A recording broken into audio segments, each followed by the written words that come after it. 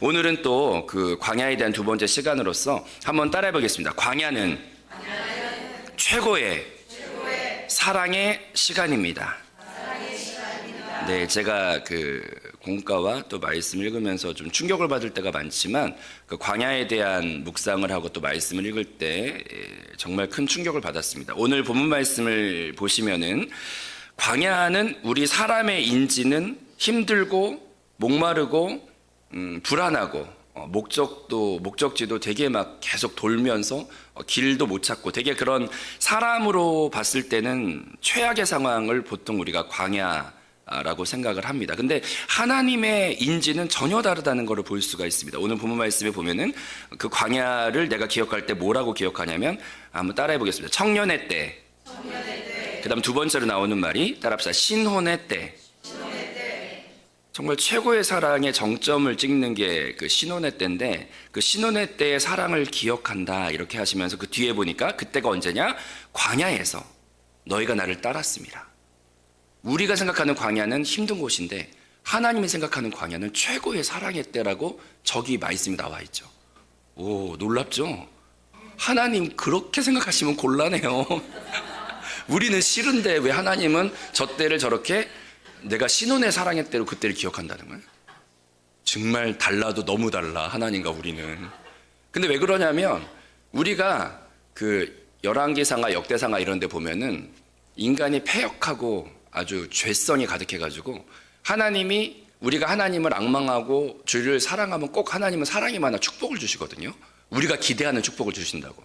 배부르고 평안하고 싸움도 없고 그러면 꼭 사람이 어떻게 되냐면 아주 IQ가 붕어 IQ보다 우리가 더 나쁜 것 같은 게 그 주의 사랑을 잊어버리고 교만해지고 패역해지고 막 포도주 잔치하면서 막 완전히 타락의 길로 삽시간에 우리는 가게 되면 또 하나님이 정신 차리게 하려고 주변에 블레셋이나 이런 또 대적을 해서 이렇게 패역하고 또 망하게 하시면 또 그때서야 천부여 의지 없어 손들고 온다면서 그게 한두 번이 아니라 아주 열왕기상하 역대상하의 역사를 보면은 사람은 그냥 그렇게 돼요.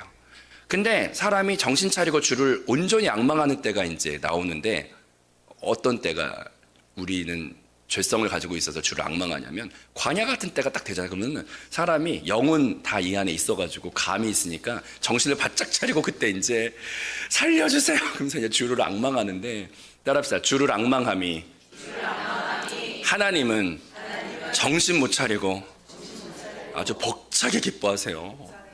그래서 사랑하는 자녀한테 편한 길을 주고 싶지만 이 죄성이 우리 육체와 자아 안에 그냥 살고 있기 때문에 어쩔 수 없이 우리는 주기적으로 광야를 만나나 봐요. 할 말도 없어요, 주님께. 근데 주님은 하여튼 최고로 모든 인류 역사 가운데 이 나의 백성이 딴짓하지 않고 정말 초집중해서 나만 바라봤던 때가 언제나 가만히 봤더니 광야 때인 거예요. 그럴 수밖에 없는 거예요. 어디로 갈지도 몰라. 아주 먹을 것도 없어. 사방에서 대적이 가득해. 막 이러니까 이제 그때는 주만 앙망하게 되잖아요. 그래서 그때 주를 최고로 앙망했더니 그때를 나는 내가 사랑하는 사람이 다른 사람을 보고 있을 때만큼 비참하고 슬픈 게 없는데 내가 정말 사랑하는 이가 나만 계속 보고 있으니 얼마나 행복한지 주님이 그 광야의 때를 최고의 신혼에 사랑했다라고 말을 하는 거잖아요. 비법이 있어요. 비법이 뭐냐면 우리가 훈련을 받아야 되는데 얍삽하고 이기적으로 광야 때만 주를 찾지 마시고 따라합시다. 좋은 말로 할 때 말씀으로 깨달아 성령 안에 잠겨서 광야를 걸을 때도 푸른 초장을 만날 때도 적과 꿀이 흐르는 땅에 있을 때도 좋은 말로 할 때 주를 봅시다. 그게 우리가 훈련받아야 되는 완성입니다. 그래서 광야는 우리 눈에 봤을 때 힘든 곳이지만 하나님 눈에 봤을 땐 사랑의 최고의 사랑의 때라는 거예요. 여러분 사랑의 때에 들어오신 걸 환영합니다. 그럼 이제 여기에서 우리가 사랑의 때를 광야의 다른 이름이라고 부를 수가 있는데 근데 성경 말씀에 보면 요한복음에 이렇게 돼 있어요. 사랑에 대해서 드라마가 다 망쳐놨어요. 드라마는 사랑을 뭐라고 애들한테 알려주냐? 응? 내 안에 너 있다. 뭐 이런 이제 막 기름 버터 발린 말을 막 날리면서 이벤트 같은 거 막 하면서 막 차 트렁크 열렸는데 풍선이 막 올라가. 어떻게 준비했어? 막 이런 게 사랑이라고 생각하지만 결혼을 해본 우리는 다 알고 있어. 그건 사랑의 정말 점도 아니야. 사랑은 일단 시작하면은 따라합시다. 죽음의 연속. 정말 서로 이렇게 원래 연애 때부터 보면은 서로 비슷한 사람끼리는 원래 잘 안 끌려요. 이렇게 좀 다르니까 끌리거든요.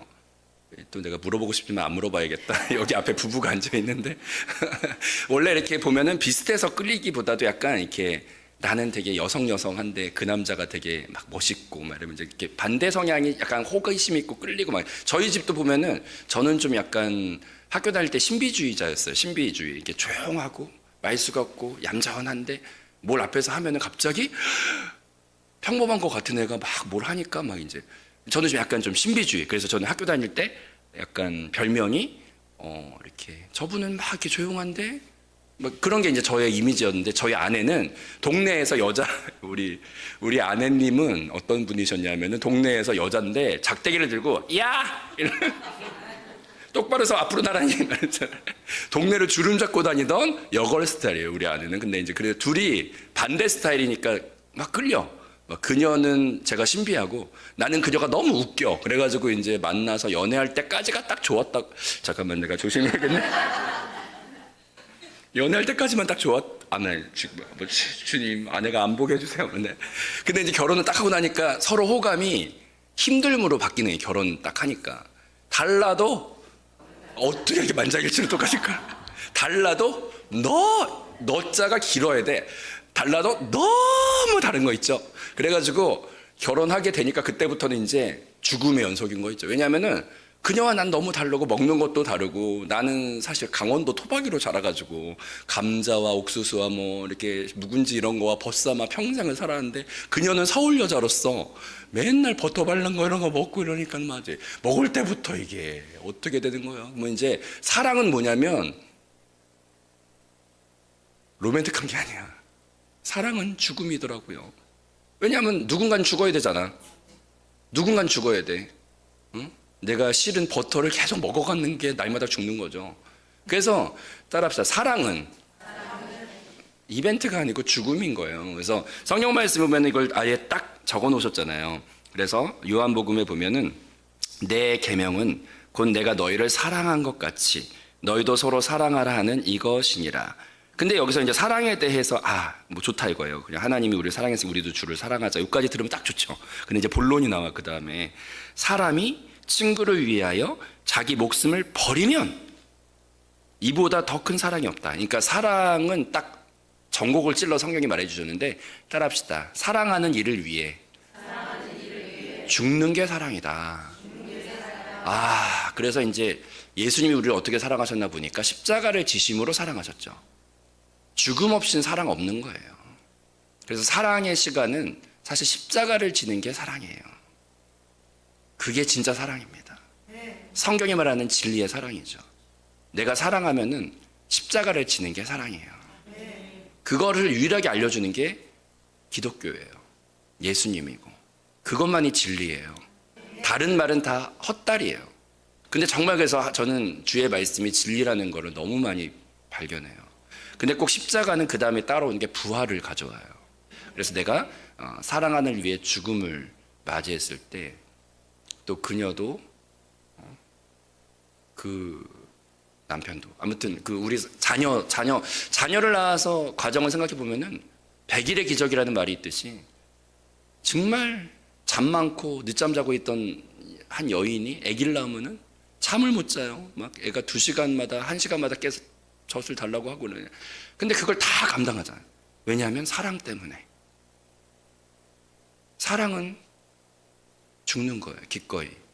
그래서 그 사랑을 내리사랑으로 받은 그 자녀가 어느 정도 이제 철이 들어가면서 나중에 이제 성인이 되고 하면 이제 자기도 아기 낳고 하면 그때 느끼는 거죠. 우리 어머니가 이렇게 날 위해 많이 죽어주셨구나. 근데 그래서 나도 내가 받은 사랑의 100만 분의 1, 1000만 분의 1이라도 돌려드리려고 하는 게 효도고 그때 우리는 철들었다 이러는데 철들면 이제 곧 죽음이 앞에 있대네. 아무튼 근데 우리는 사랑은 십자가구나. 사랑은 십자가구나. 이걸 이제 성경이 알려주니까 우리가 이제 광야의 시간 안에 들어가서 사랑의 제대로 된 시간 안에 들어갔는데 우리가 바라야 될 것은 따라합시다. 십자가를 지음으로 주님을 더 온전히 사랑하는 그 길 안에 내가 초청받았구나. 근데 그 십자가는 어려운 게 아니라 그 십자가를 통해서 우리는 부활의 이전까지 경험하지 못했던 최고의 그 부활의 경지의 그 자유와 그 풍성과 그 영원한 사랑에 결국 안착하게 되는 것을 우리 십자가를 통해 모두 경험하는 시간이 광야의 시간이 되는 줄로 믿습니다. 그러면 그 사랑의 시간을 약간 물의 길을 따라가다 보면은 우리가 경험을 할 수가 있어요. 여기 광야에 나오는 물들이 있거든요. 첫 번째 물은 따라해 보겠습니다. 홍해바다. 홍해바다가 첫 번째로 만나는 물의 길의 첫 번째입니다. 근데 홍해바다를 보면 출애굽기 14장 13절을 보면 모세가 백성에게 이르되 너희는 두려워하지 말고 가만히 서서 야훼께서 오늘 너희를 위하여 행하시는 구원을 보라. 너희가 오늘 본 애굽 사람은 영원히 다시 보지 아니하리이다. 할 것이다. 근데 이게 유명한 복음성가죠. 너희는 가만히 있어 주가 하나님 되말지어다. 너희는 가만히 있어 하나님이 하나님 된 것을 봐라. 네가 아무것도 하지 말고 내가 하는 걸 봐라. 이게 어디서 나오는 가사냐면 홍해바다 앞에서 애굽이 뒤에서 막 따라오고 있고 어떻게 해야 될지 자기네들은 이제 이길 힘이 없죠. 근데 그때 너희는 가만히 있어 구원을 보라 라고 할 때 하나님이 하신 일은 홍해바다를 쫙 갈라지게 한 다음에 이스라엘 백성을 그 안에 넣으시고 그 다음에 그걸 통과하게 하신 후에 그 다음에 따라오는 대적이 그 홍해바다에서 모두 익사를 당하게 하시는데 이게 구약에 있는 유명한 사건이지만 이것을 그 신약에서 이제 말하는 곳이 있어요. 고린도전서에 보면은 이 구약의 홍해바다 사건을 뭐라고 말하게 하냐면 형제들아 나는 너희가 알지 못하기를 원치 아니하노니 우리 조상들이 다 구름 아래에 있고 바다 가운데로 지나며 모세에게 속하여 다 구름과 따라합시다. 바다에서 세례를 받고 그러니까 홍해바다를 신약에서는 어떻게 해석하냐면 홍해바다를 건넌 것이 온 민족이 바다에서 세례를 받은 사건이라는 거예요. 그렇게 적혀 있어요. 이게 제 말이 아니라 성경에 적혀 있는 말이죠. 그럼 그 말은 뭐냐면 세례는 이제 침례랑 같은 말인데 뭐냐면 따라합시다. 물속에 들어가 완전히 잠겨 하나가 된다. 구원은 뭐냐면 우리가 주님 안에 들어가 완전히 잠겨 하나가 되는 것이에요. 그게 구원이에요. 그러면 이제 그 결과적으로 어떻게 되냐?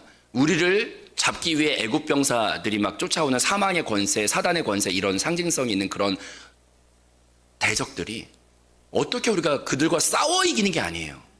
따라서 싸워서 이기는 게 아니다. 연합됨으로 이기는 거다. 할렐루야. 이걸 알려주는 것도 기독교밖에 없어요. 진리예요, 진리. 우리가 싸워 이기는 게 아니라 연합 안에 들어갈 때 이기는 거라. 그래서 우리 날마다 마시고 먹고 거하고 그 안에 죽음으로 들어가야 되는 거예요. 그것이 바로 홍해바다의 세례입니다.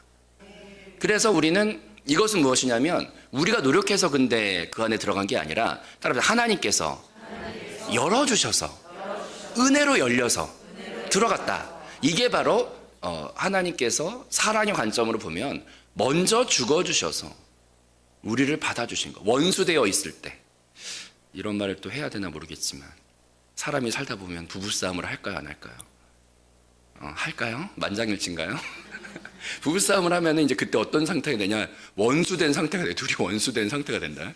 원수가 된 상태에서 이제 가만히 보면 제가 옛날에 삼본에 살 때 이제 그때 거기 삼본에 있는 주공 아파트들은 12평인가 그래요. 근데 처음에 신혼생활을 거기서 이제 사는데 세상에 좁은데 거기에 이제 아내가 그때 당시에 공부한다 그래가지고 책장을 버리질 못하고 다 가져와가지고 12평 안에 책장이 한 6, 8개 들어간 날이에요.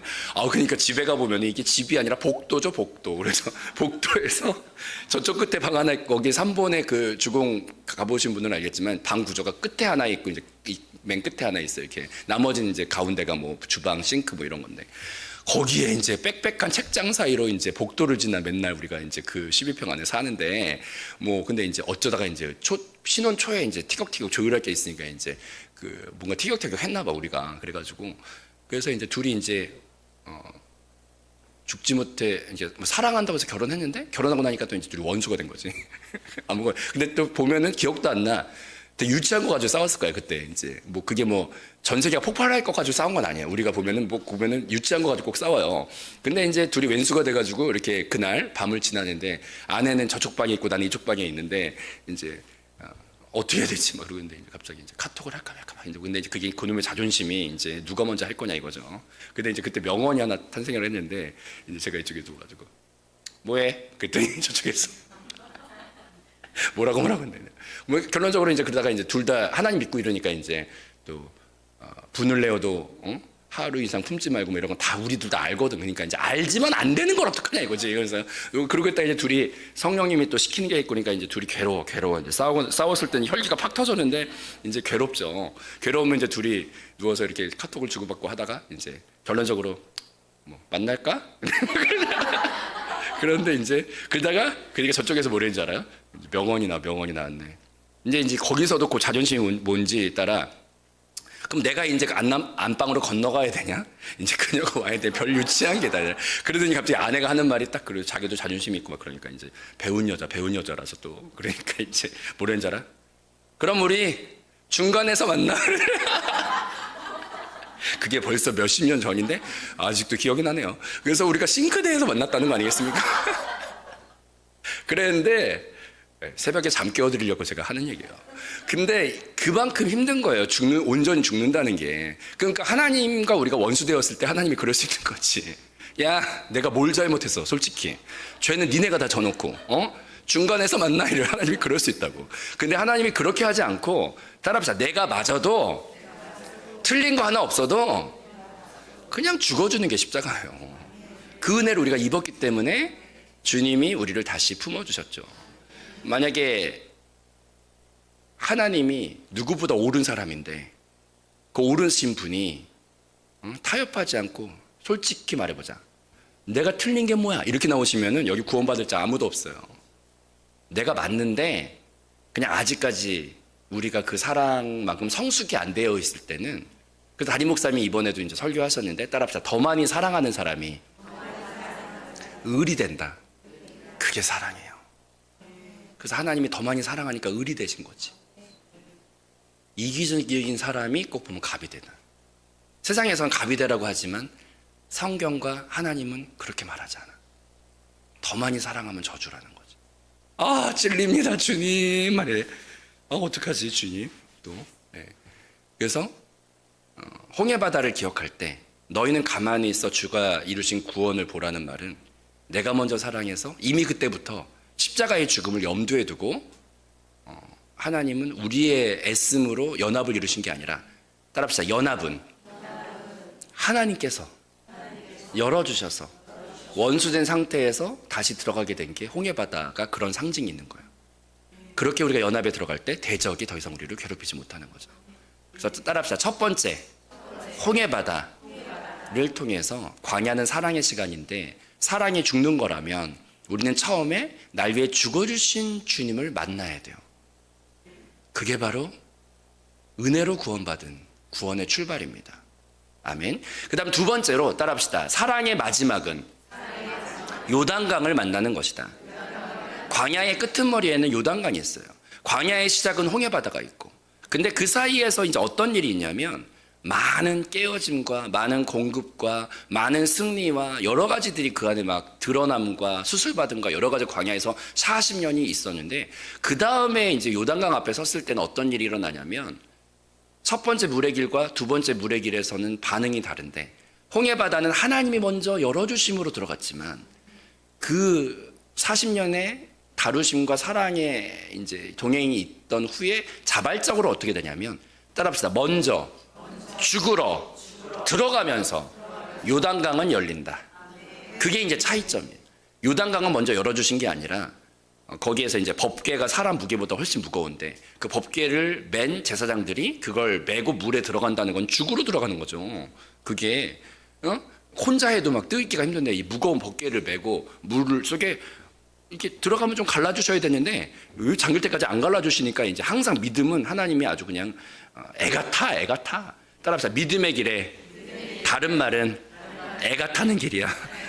근데 애가 타는 그 경계선에서 그래도 따라 죽으면 죽으리라. 그러면 하나님이 갑자기 그때 쫙 요단강이 갈라지면서 비슷하지만 전혀 다른 또 헌신을 요구하시는 길이 요단강 안에서 있습니다. 사랑이 무엇이냐고 물어보신다면 부모와 자녀와의 사랑을 봐도 그렇고 남녀의 사랑을 봐도 그런데 항상 누군가 죽어줌을 통하여 사랑은 시작되고 그 죽어줌의 사랑을 계속 받은 사람이 언젠가 그 사랑에 화답을 하게 돼요. 자녀가 철이 들어서 나중에 나도 부모를 위해 십자가를 지는 성숙함을 어느 순간 갖게 되고, 근데 그것은 율법적으로 너 가리켜서 되는 게 아니라 십자가의 사랑을 많이 바라볼 때 되어지는 것이죠. 그래서 우리는 두 물의 길의 사이에서 주가 은혜로 보여주신 십자가의 사랑이 날 연합게 하셨구나. 이 죄인을 왜 품어주셨을까?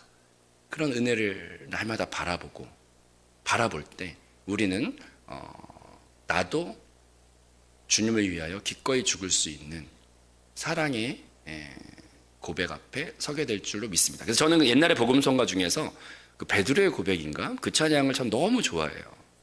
아름다웠던 지난 추억들, 사랑했었던 많은 친구들, 멀고도 험한 고난의 길을